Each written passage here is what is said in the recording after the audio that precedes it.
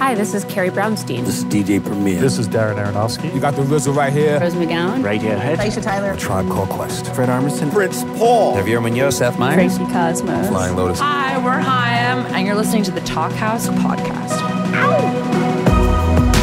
What's up? Welcome to 2019. I'm Elia Einhorn. You are listening to the Talkhouse Podcast. Today I'm joined by Annie Fell, Associate Editor. Annie Fell. Welcome to 2019. It's great to be here. We have a very cool first show of the year for you. To celebrate the fantastic record label Mexican Summer's 10-year anniversary of existence, we paired two of its most fascinating artists, Ariel Pink and Cate Le Bon. Mexican Summer is the label that, aside from Cate and Ariel, has released music by Dunyan, Conan Moccasin, Jessica Pratt, Pharoah Sanders. They're awesome. They also co-founded the esteemed Marfa Myths Fest, which loyal listeners may have heard Death Cab for Cutie's Dave Depper and Boy Genius's Lucy Dacus praising just a couple episodes ago. To celebrate 10 years in the game, Mexican Summer recently threw their A Decade Deeper party. It was an amazing event at Pioneer Works, the gorgeous nonprofit art space in Red Hook, Brooklyn. Now, Annie, I had never been to this space. I've heard a lot about it. They do fantastic shows and gallery events there. Walking through it is just amazing. It's a nonprofit agency that supports the arts across disciplines. So there's visual artists in residence there. Our producer Mark and I saw a number of galleries set up inside where visual artists were working. There's a fucking science lab. Incredible. Yes, there's a science lab inside this art center. And there's a very cool recording studio in just a smaller separate building made out of shipping containers that's given over to musicians for residencies. On the day that we were there for the Mexican Summer Party, where we taped this talk, Dean Blunt was the musician in residence. He was over from London hanging out in New York at Pioneer Works. Very nice. There's also a massive main room where, for the party, two big stages were set up. And one of the event's headliners was Ariel Pink. Over a dozen records, Pink has experimented with many different sounds. Hazy psych, lo-fi indie, and saxophone-led classic rock, among so many others.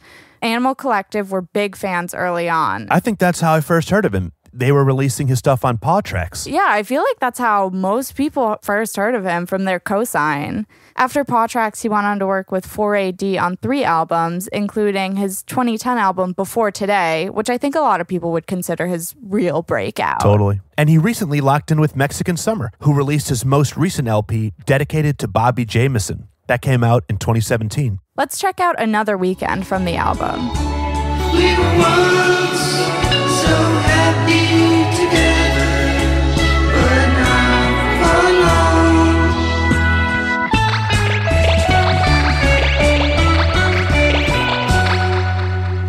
Oh, lock me in and out of my life.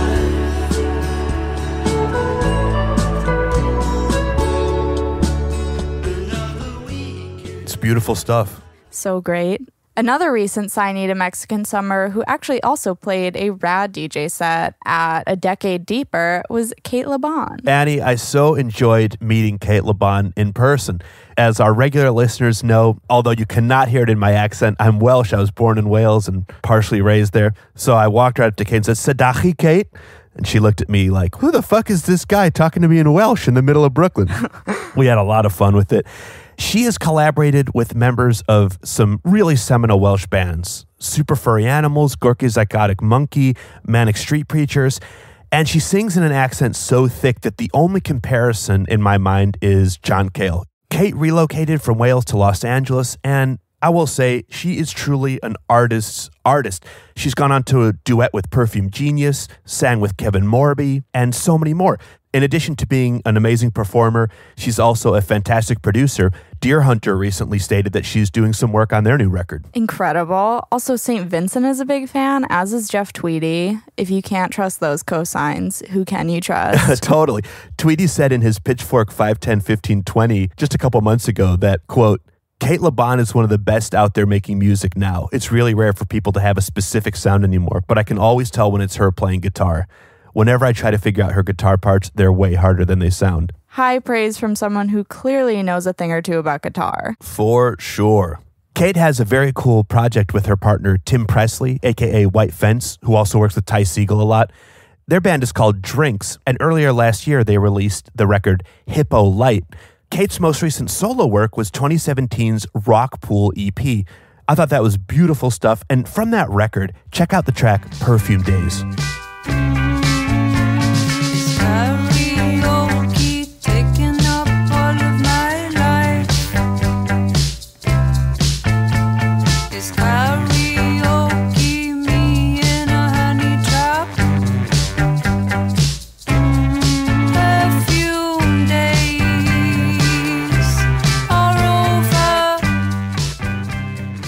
Gorgeous, as always. Totally. Now, Cate and Ariel are fans of each other's work, but they'd never actually met in person.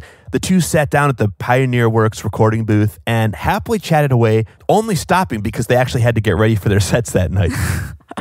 Their talk takes in a lot, including the deep flaws they see in the way the music press works. Yes, there are some very strong opinions here from Ariel. As always. We hear about the difficult recording process of Cate's upcoming LP. Ariel also talks about how he doesn't always work well with others. Totally. We should note here, Annie, that he's never been shy about courting beefs or controversy. Dude has publicly traded words with Madonna, with Grimes. He's gotten into it with, quote, feminists on social media.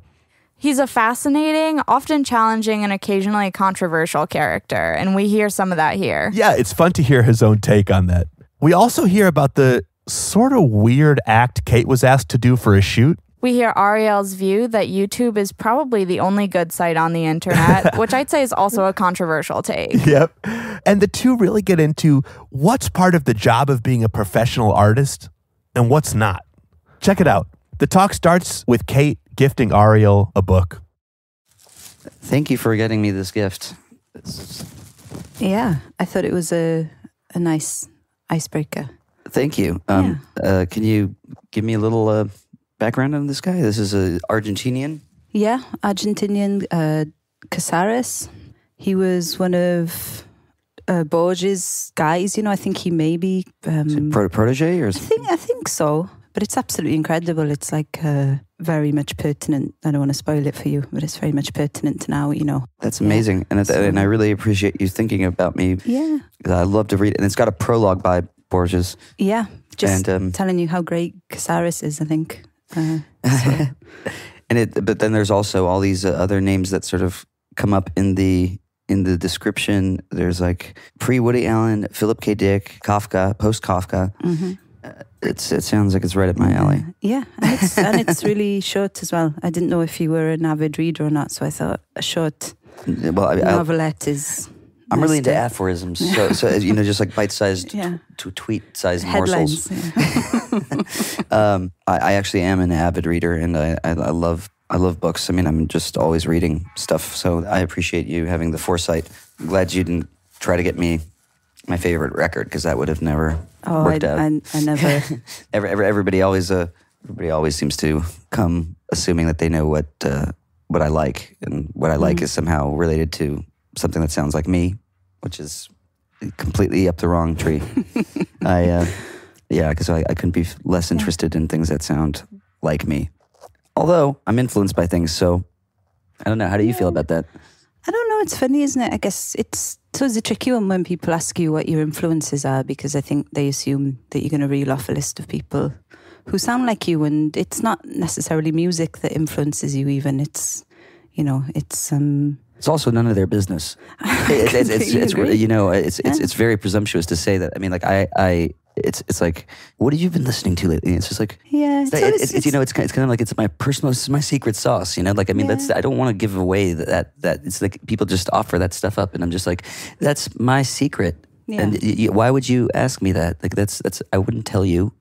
I mean, as soon as I tell you, I'm going to have to like listen to something else, because I mean, it's just it's my secret. It's also a real lazy question, huh? It is really lazy, but it's really lazy only because people are so disclose. I mean, they're just like so eager to. There just seems to be such a democratic, or such a everybody wants to share the music, you know, and which is, I guess, it's a good thing, but on the other hand, it's not necessarily a good thing. Yeah, it's just a little bit too disposable. I suppose so. And I don't know if you feel the same way, but journalism has become so maybe lazy as well. You're just so wary about the things you say, because you can say that you've been listening to something, and then next thing it's your biggest influence. Or, Oh, right, you know. exactly. So you kind of you kind of settle on the same ones that you actually settled on once 10 years ago or 20. Yeah. So I've got the same picks basically for every single time they ask me that. And I won't even ask you what they are.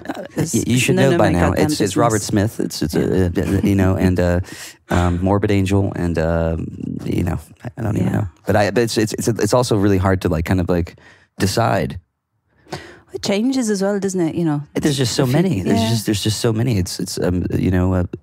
It's kind of hard to pick and choose. Like what's on my turntable? Well, my turntable is not even plugged in. You know, Yeah. That's a great answer, though. Isn't it?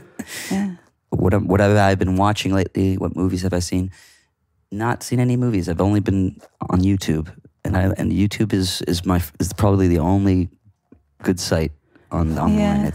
I've been watching a lot of animal videos of late. Oh, animal just lots videos. of whales. Oh, like on Instagram. Yeah, Yeah. lots of like cute shit. You know. Rhino versus whale. Yeah, that's a great one.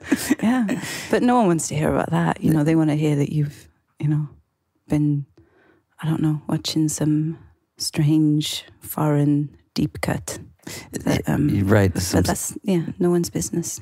You just have to tell them that you're watching the old Tyson DeGrasse all day long. It's just there's got to be some sort of pat answer for everything. Yeah, yeah. I always find the interview as a very awkward way to initiate a dialogue or conversation. I mean, as soon as you put it in those terms, it sort of becomes a strange. It just sort of why do we have to think about it that way? We don't let's not call it an interview. Why can't it just be a conversation like we're having right now? Yeah. I'm just saying there's the artifice that sort of puts it into another realm, and automatically, I mean, I love to talk and I love to discuss, and I'm pretty open with talking to people, and I'm just about ready to have a conversation with anybody who crosses my path. So there's no need to even preface it with, "Oh, this is an interview." But if only I could think about it that way before doing a publicity campaign, for instance, it might be a lot easier for me to actually weather the storm and not sort of become so. Do you get defensive? I get it. To me, it comes across like an interrogation. Yeah. Because they keep on because it's one after the other.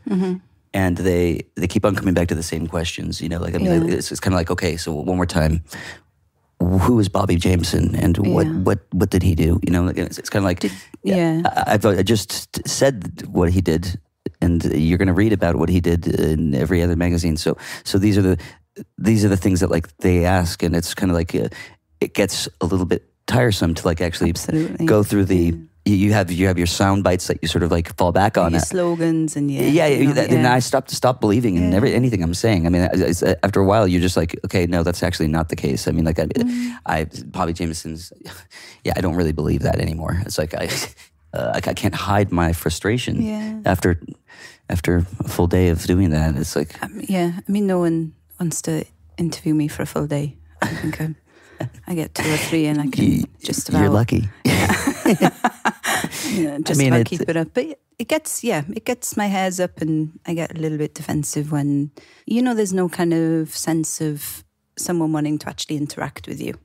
And it's more, this is what I've read about you. Is that true? And you go, sure. Okay. Yeah, exactly. Do you want yes or no answers? Why didn't you stop reading what you?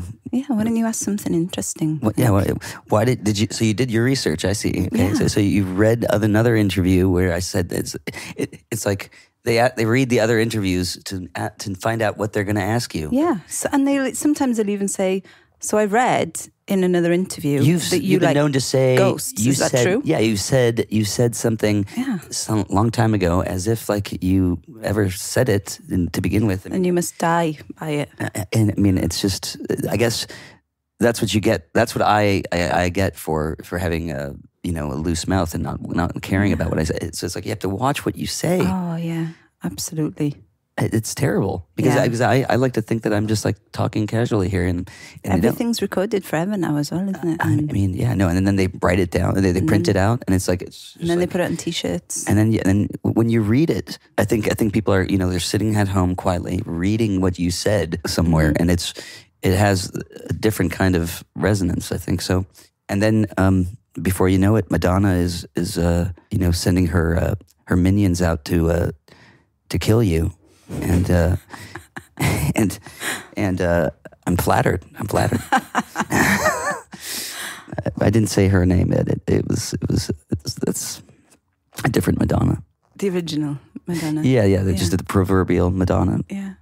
It's just like a sort of a corollary to what we're talking about. I think that like there's nothing more boring than talking about music and things that like.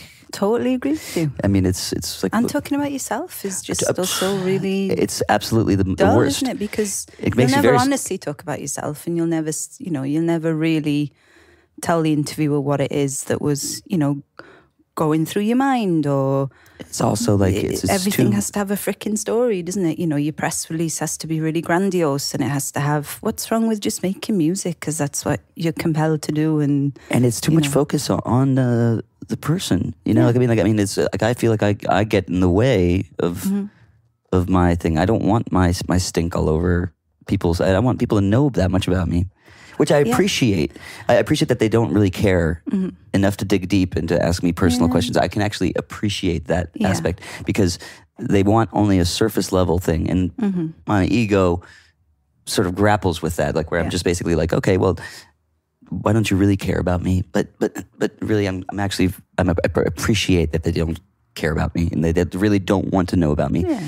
If they did, if I were to disclose who I was, and if I was not to be a little bit guarded about it, I would feel like they were like probably like probing a little bit too much. And so I kind of like, but part of me is just like, well, I'm not artifice, I'm not a product, and you don't need to come back and ask me the same. 20 questions that you asked me in 2004, and I resent that. But so I and part of me is just not professional in any kind of way. so it's that vulnerability kind of gets me makes me put my foot in my mouth a lot of the time. So I don't know how it is with you, but like I said, I don't think anyone cares. Nobody cares. Yeah, which is also nice. There's a freedom in that, if no one. There's a freedom in that too. I mean, absolutely. And I think I don't really care either so much about what other people think too. So I'm able to sort of just eventually chuck all good sense to the wind. And you can you shut all of that out when you're creating a record, or do you start thinking about all year long? I mean, I never talk about myself. Per se, any other time of the year, I only talk about other people's things. Like I put myself into like business that like I don't have any business. Yeah. Opining on things that like I have no business opining about. And just trying to give people advice, friends, but I don't really like to focus on me at all. It's really, really, really makes you self-conscious. Yeah, it's funny though, isn't it? I think there's a lot of people like that making music, and then it's I don't like being looked at, and then me neither. Yeah, and then you are, That's why I'm doing music. I know it's so freaking ridiculous, but I truly mean it. I hate being looked at, and yet I love playing music. Do you like performing? I do, and I've liked it more the older I've got. Yeah, because it gets easier. Yeah, absolutely, and you do care less about what people think the older you get, and there's a freedom. Also, the more experience that you get doing absolutely, yeah, and it's almost like you sort of like are facing an adversary, and over and over again, and it stops intimidating you. You're like, you have no power over me. My insecurities are not my worst enemy. Yeah. I can be vulnerable on stage, and then it's like, aha! Yeah. I'm actually being myself now, and it's like a new skill. Power from that, absolutely. Yeah. But then you can't really buy the power that you have from it, because then you start to believe all the people that are cheering for you and all that kind of stuff. I mean, not many people cheer for me. This is You keep coming back to this. I think there's a big gulf between. I think you're bluffing. You're deaf. You're completely. You're deaf and blind. I think. No. Come on. The people are there for you. What are you talking about? Oh, it's nice to take part. I don't know how you feel, but since we're getting really therapeutic about it, as I get older, I feel like I get more normal. I'm less of a weirdo in my mind. In your mind? In my mind. Mm-hmm. Which makes me, in my opinion, being a weirdo in your own mind is quite normal. I mean, especially when you're younger, because you're forging your own identity. So you have to be sort of cast out, and your individuality is so kind of like the keystone to your whole being. Yeah. And then as you get older, that gets chipped away at. Mm-hmm. And then you sort of eventually start to wear like loafers and cardigans and Birkenstocks. You eventually become like a shuffling old person that like could be basically exchanged for any other. Your identity is not like the big main thing. No, do you think maybe it's that you feel less like you have to externalize your weirdness or your identity? You don't feel threatened by not being by not being special. Mm-hmm. And I think that being special it's necessary when you're young to sort of like stake your own individuality. Yeah. And to go out into the world and feel that sense of love and that love for yourself and belief in yourself. But then I think that's all very wrapped up in your accomplishments and proving yourself. And those things eventually happen, hopefully. Then you sort of satisfy that, and then your happiness is not so dependent on it. Mm. And that's sort of a key to sort of becoming a normal person, in my opinion. I think it's, the older you get, the more you let go of a lot of things. And do you think it's age, though, or do you think it's like a sort of like a thing that, like, it depends on what goals you've set for yourself or what your track record is with feeling like you're not, because I know a lot of artists, for instance, that are my age, and a lot of people that I know that like still feel a burning sense of non-accomplishment, or like they have not been acknowledged, and they really, it's a burning. For me, that's an entitlement almost, isn't it? To feel like it is. I've not been acknowledged, and it's also it has to do with your own standards. Absolutely. And some people never get enough. Getting all the attention. Yeah, the more you get, the more you crave. Some people, but for me, for instance, like as soon as a handful of people acknowledged me, I was already too famous in my own mind. I was like, okay, this is too much. And but that was like, at that point, I just basically realized that I was at zero. Yeah. And I was operating out of lack. When was that? How old were you then? I was 26. Yeah. It really, at that point, I mean, I pretty much realized that I was, for 26 years, I was basically like yearning for love. Yeah. And it was a very desperate attempt, and I didn't even realize I was doing it. I would have never admitted it before that. Yeah. And that's about the time I sort of made peace with my family and my parents and all that kind of stuff. Mm. So nowadays it's just much less about me and much more about whoever I'm fancying or whatever. It's other people, and I don't want to bring it back to me all the time. But it's kind of hard to escape that sometimes. Yeah. Have you always made music as a solo artist? Have you ever attempted to? Did you have a school band or? Oh yeah. No, yeah. I love playing music with other people. Mostly. Yeah, but I mean, in terms of being a solo artist as opposed to forming a band.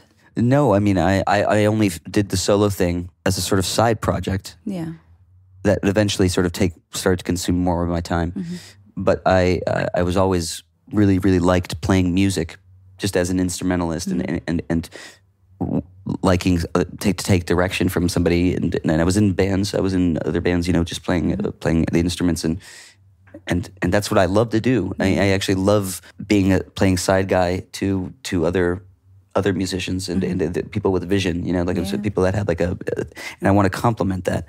It's a lot easier for me because I don't have to use my own judgment necessarily. I like to sort of complement or help bring about other people's visions. I love doing that stuff. Yeah. And I love to just sort of like chuck my own decisions to the wind, not to be in control of everything, So that's sort of like what makes it fun for me. Yeah. And then there's the chore of my own project, which is just, fraught with lots of doubt and, I don't know how I'm supposed to come across. Which voice am I going to sing on this one? What am I trying to say? I don't know if I really want to sing this. This is not this song is for Charlie XCX. It's not for me. It's like, Oh, God. I don't know. Yeah. It's, I'm trying to finish a record at the moment, and it's probably the longest I've ever taken. How long is that? I started in May, and I usually try and make a record really quickly so that you're not bogged down with this kind of mental Right. It has to be torment of what is this? Who am I? What's going on? Right. But, No, you definitely you just have to capture it. You have to capture it before it gets away. It's got away. It's running, and I'm chasing it. If you catch it and you keep it, it's going to die. It's going to start. You have to throw it back in the water. Yeah. I think I need to throw it in the water. And then what? Well, then you capture it again. Okay. And then you eat it. You finally eat it. Okay. Okay. I mean, you don't capture. You don't stare at it for very long. You don't. You throw it back in. You keep it fresh. Catch it again. Just what I tend to do is this because I have a hard time writing songs. Mm-hmm. What I do is since I'm a musician, I have the whole music thing planned out. Mm-hmm. That needs to be sort of sussed out to my liking. Mm-hmm. That's what I enjoy doing, and I think that I think of the music as all like a giant production. So there's different parts to it. There's the face. There's me on top of it. Sort of like being sort of like the crown jewel on top of, or like the cherry on top of the music. I don't like that person necessarily. That's me. That's like a sort of like the sort of dumb appeal on top of everything else. But that's what people respond to. Okay. Yeah. So part of my job as a producer of my thing is to make sure that everything's just right before I ever get to the point of writing the song, writing the lyrics, for instance. Yeah. Like that's the last thing I do before I record it. Mm-hmm. And it has to be right before I record it, because if I write the lyrics with at any time before that, I'm likely to start crossing things out in the time between recording it down, and it'll never get recorded. Yeah. So I basically fool myself into writing things down spontaneously, then recording it, capturing it, and then it's just like, oh, you don't like that? Too bad, Ariel. It's been capped. Sorry, see you later. The session's over. I can't go back. Yeah. And so I've caught me in a net, and I basically was able to sort of like trick myself. And for better or for worse, warts and all, that's what's going to come out. Yeah. And that's the way that I don't think about it too much. Mm-hmm. That's the way that I kind of like trick myself. Is like you.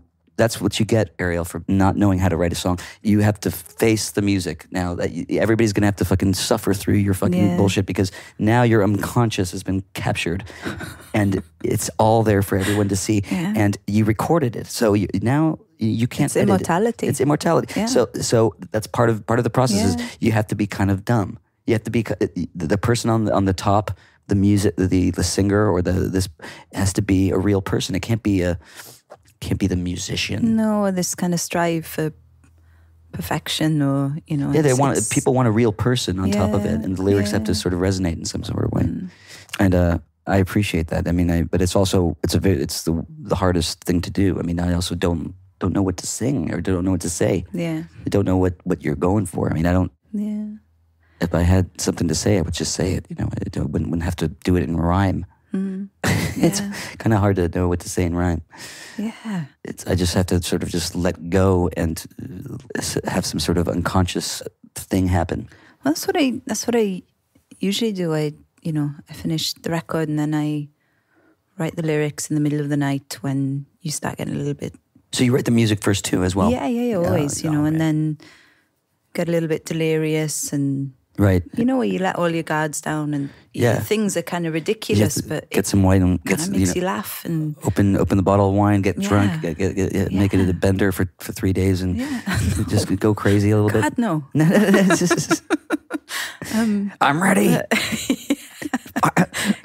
Kate, put some clothes on. Yeah, Jesus Christ. she's coming. She's coming over. We got her. She's. And then you go back into your hole. Yeah. Yeah. But, yeah, I don't know. So how long? It's So you've been working on your thing for 2 years now, or No, I started in May. I did a block in May, and then I did another block that didn't go so well, and then I've just been to Joshua Tree for a month, where Sammer and I think you know Sammer. Oh, Samir from Handbag Factory. Yeah, he's incredible. Amazing. So he and yeah.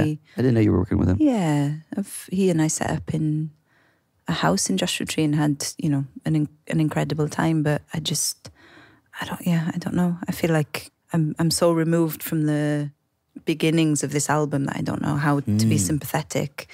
But maybe I don't need to be, Yeah, maybe it could be something else that you've never done before. Yeah, maybe I just need to stop worrying because it's only bloody music, isn't it? So It is only bloody music. Yeah.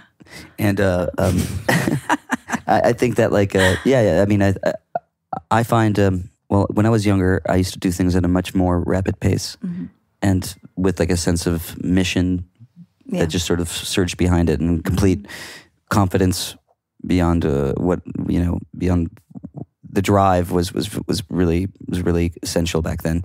And as I get older, I want to sit down more, and I'm much more insecure about the way, kind of like check my breath and comb my hair a little bit more, and just kind of like more self-conscious.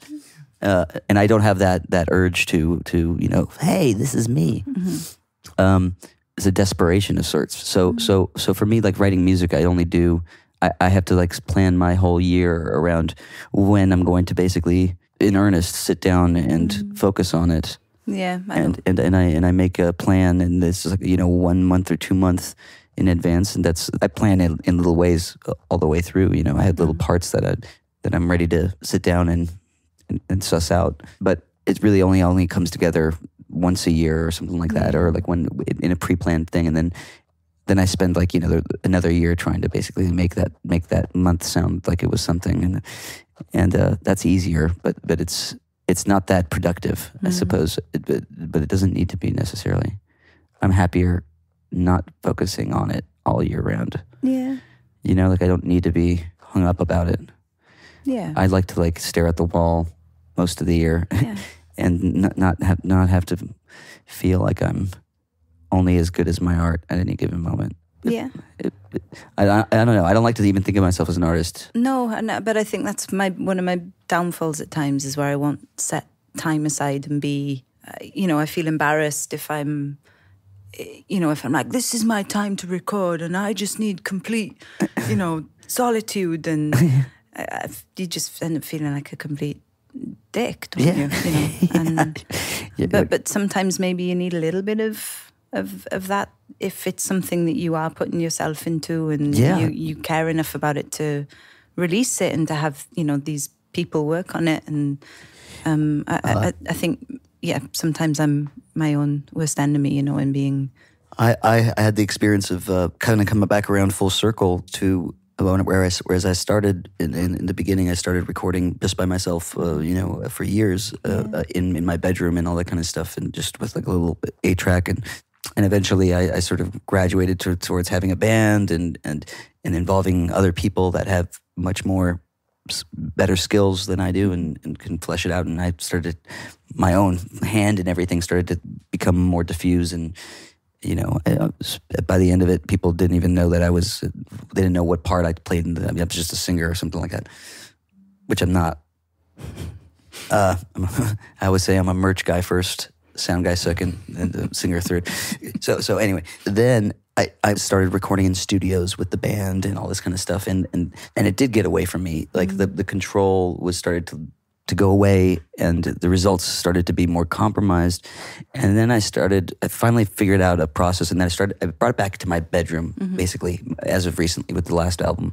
And that was like after 8 years of going into recording studios with a band and everything like that, and having the bill running, and also involving other people and diluting the thing that I was supposed to be doing, sometimes for the better, sometimes for worse. But I found that going back to my own apartment, having been doing it in my own home, was a really liberating feeling because it was was scaled. It was only like me and my engineer and my whoever I wanted at any given moment. But basically, it was pretty much just me again.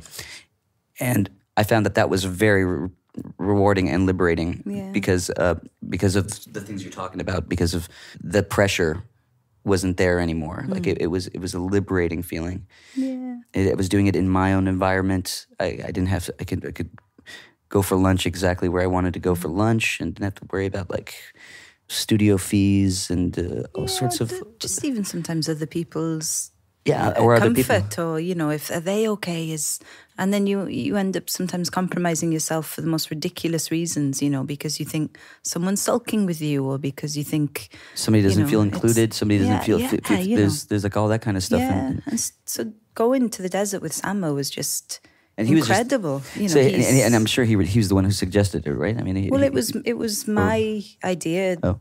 But he loves the desert, and he's let's just go out and hang out and and just two friends working on something that they both are into, and Summer has a similar process. I mean, actually, whenever he works on a record, I noticed that he's very he's self-conscious about the results, and he wants to present them to the band at the end, as a sort of finished product. And I'm not going to disclose that he doesn't share it with everybody, but I'm just saying I know that he wants to deliver something that the artist really can get behind. And he really cares. Yeah, he cares probably too much. Sometimes to his detriment. Yeah, absolutely. Too much. Yeah, but to me it's. But I think he gets involved with artists also that are very, very hands-on with their own work and very, very critical too. Mm-hmm. So. It's a slippery slope, It's absolutely. Well, it's like alchemy, though, isn't it? With people working together on music, sometimes it's alchemy, or it's some sort of it could be a Molotov cocktail. I mean, with directors, I find I have a really hard time working with directors on videos. Oh yeah. Because I personally hate the process of making a video more than I hate being there. More than anything, just the sitting around and waiting. Being an actor in my own video bothers the crap out of me. We can find better looking versions of me that would have acting skills and performative skills. I don't like a director telling me what to do and how to do it, and asking me for me to do it again and again to fulfill his vision. Or to fulfill my vision. Yeah, his vision of what I'm supposed to like. My vision. If I have the vision, I'm like, you need to be fulfilling my vision, and my vision is I'm not going to be here. so you have to have a vision, and that has I see them as movie makers. I mean, if I have a film, I storyboard everything. I will make sure that every single idea is fleshed out, beforehand, so that I can review it second by second, play by play, and I've done that. Yeah. And I usually have, if I have a video idea, I have that as a sort of contingent. It's unless you have a better idea, then we have this idea that we can execute, and you can either be a compliment to my vision or you just get the fuck out. Yeah.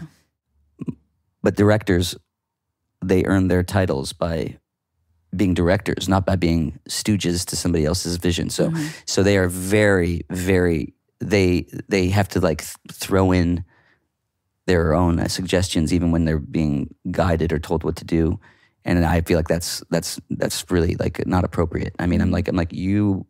I don't even care about the title of director. I'm happy to give that to somebody else who I don't need, but I need. If I have a vision, you need to basically be the facilitated. Yeah. You need to be a monkey. Yeah. And of course, they don't want to be the monkey that basically takes the credit as the director, because so they have to throw in a wrench into my thing in order to make their own title worthwhile, because they would never ever just accept a title of director and be a monkey for somebody else's direction. You know what I'm saying? Yeah. So it's, for me, and I get really, really frustrated because it's just you just ruined my idea because you had to earn your title as director. I really, really resent it. I mean, I've really they're so caught up on the title. Yeah. And it's do you have a vision? All right, let me facilitate your vision, but I don't want to be in it. I don't want to be a monkey in your vision, because I don't like that. Unless you make it super easy for me, and I can come in and do my thing, and then I don't want any direction from you because I don't know how to act. I mean, I'm just like not like a performer that way. Do you have a go-to No. group of people that you've used, or people that you've had a good experience with? Well, in a sense, yes. Yeah. But it was only good. I was essentially giving over complete artistic control to the director to fulfill their vision. Yeah. And as long as their vision sort of preceded my involvement with, if they had like an idea for a video or for a movie, it's a short film basically, and then they told me the idea, or they gave me an idea of what they wanted to do, and I was like, okay, well, I might have a song for that. Here's this, and then they executed their thing with total, autonomy without me getting in the way. Then it works out. But then if if I ever had an idea, that's where like things get really, really shaky, because it's hard for me to be on both sides of the camera. Yeah. And it's hard for people to take direction from me because they're just, if they're used to being the decision maker if they're on the other side of the camera. And so I'm just not a very good team player in that sense. So I get frustrated. That's good. I don't like I don't like videos. I don't like videos I don't like to be seen either. I mean, like that's the whole point. If you make a video of me, you have to make me look good to me. No. But have you ever been directed really well by someone where you feel like they've like extracted something from you on camera? I think so. Yeah. Maybe I have, but I don't know it.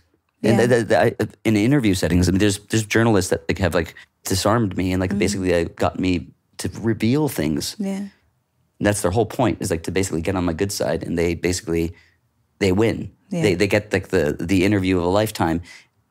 I am guarded. They broke through my shell, and then they're a total asshole for doing that. I resent them because they fucking got it from me. It's like, oh, you fucking asshole. It's a game, isn't it? No, it is. So a good director will do it in a very, very covert way, and they will manipulate me in a way to give the performance of a lifetime. That barely ever happens, but like it can happen, but it's not something that I will necessarily. They have to really like get through my shell, and they have to know better than I do. I don't like people that like they come with a camera and they're just like, do you mind just? Can you just can you? I'm not rock star enough for them. I don't know that they had some sort of preconceived notion about that. You just. They think that they're like a real artist, and they're not. It's like it's your photograph, not mine. You know, make me good. Yeah. So make your photographs, but don't tell me what to do. I'm not. You're wasting my time. Yeah. I'm not going to act the way that you expected me to act. I mean, why are you doing this? I'm thinking of Wolfgang Tillman in particular. And it's like you don't know what you're doing, sir. You're just you're just taking photographs, and they get on the covers of magazines, and you're using, I don't know what you want from me. You don't know how to even get it from me. So yeah, it's such an intimate exchange that is expected from strangers often, and artists themselves are very awkward too. Like the people, the cameramen are just as awkward sometimes, and they're just like they don't even know why they've come into this to this vocation, but. Yeah, I don't work well with those people. I need to work with people that are better at working with people than I am even. Yeah. I've always worked with a guy called Casey Raymond, who's incredible. He's an amazing artist anyway, but he's been a friend of mine, That's great. From Cardiff, and so there's already a rapport with him. Yeah, absolutely. And, he once did actually try and get me to clean a horse's dick for a video. And you didn't expect that, huh? Well, sorry, your face. Your friends can do lots of things. And I think that's where I kind of drew the line with him and said, Casey, I don't know if I want to be that girl. I don't know if I want to be your friend anymore. But once we got over that little, I think that's how friends really sort of. Wiggle their way into your life. The ice. Yeah, no, it's they neg you and they debase you, and then you love them more. Then next thing you know, you're getting married. Yeah. Oh my God! I mean, it's Yeah, I feel like a rag doll sometimes too, in that sense, and like a real tool. But again, is that conflict as well of, well, it's part of the job in a way, isn't it? And so you can't turn up and then lament being there because it's part of the whole picture, isn't it? So it's always that kind of conflict. There's have you ever read is it Frankie and Zooey by Salinger? I have not, and I've never read any Salinger at all. I should. But there's I think it's in one of Frankie's passages. There's a letter she writes, and she writes about why she gives up theatre, and it's because I think of that duality of wanting to be a performer but hating the show after the show. Yeah, the show after, right. Of being in the dressing room and people going, "Oh my God, you were amazing," and she can't. Yeah, she can't kind of own it. She can't be like, "Thank you." No, take a compliment. Let it rest because it makes her just feel.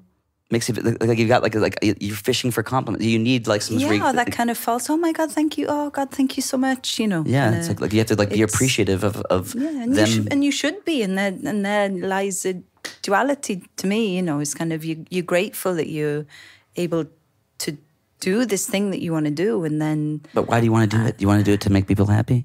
No. Because it makes you feel better to feel like you're doing something good and be loved and all that kind of thing. Yeah, it's a terrible fucking thing. It's like you're putting yourself out there, and you're taking the motivation in, and it's all just basically people are. It's not you. It's not you. It's you're getting corrupted. It's a very, very, very slippery slope. Yeah, I know. And I mean, and artists are very vulnerable to being used by other spirits. Yeah. Well, it's so lovely that this is the first time I've met you, even. So how'd it go? I don't know. Will there be like individual interviews after this? Yeah. He was first standoffish at the very beginning. I think he came along. He came on too strong. I mean, I don't know if I will take. I don't know if I will accept the second date. But yeah. But it's very nice to meet you. Yeah, and thank you for the book. Absolutely. That's totally sweet. Absolutely. Can't wait to hear your DJ set. It's going to be terrible. I take great pride in that.